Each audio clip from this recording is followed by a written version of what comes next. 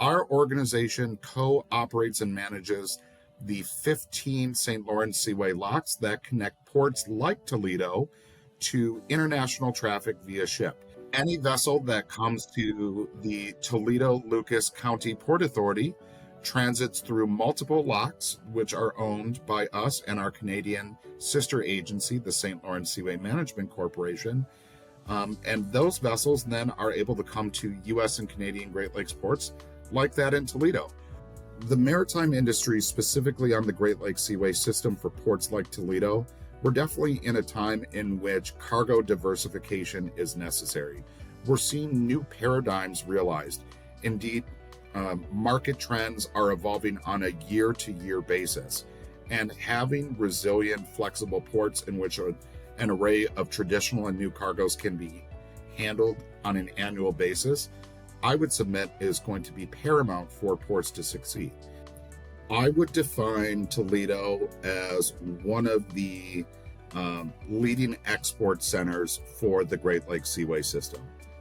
Undoubtedly, Toledo has led the way as a key grain export center within supporting U.S. agricultural commodity movements, and the services that Toledo Harbor has long provided commercially and recreationally is really something special.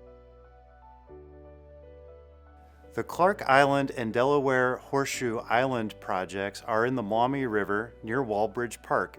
The Port Authority received funding from the H2 Ohio program and the Great Lakes Restoration Initiative to complete engineering, design, and permit preparation activities for work at or near these islands. While both projects offer nutrient reduction and habitat improvements, the H2 Ohio funded activities focus primarily on improving water quality, whereas the Great Lakes Restoration Initiative projects focus primarily on improving habitat for fish and benthos. We have a couple projects behind me. One is the Clark Island Nutrient Reduction and Habitat Improvement Project, and then one is the Delaware Horseshoe Habitat and Restoration Project. Clark Island, what little bit is left of that island is just kind of a row of trees, and we'd like to do a habitat restoration to basically recreate that island that once existed in that area. We'll do very similar things on the upstream island of Delaware Horseshoe. Some of it's not going to look a lot different to the people who come here to Walbridge Park, but it will look a lot different to the fish and the residents that live in that water because it's all going to be a below grade. The city, the Port Authority, the state with ODNR, and the feds with USEPA are all working together to bring the money and the resources to make this project happen.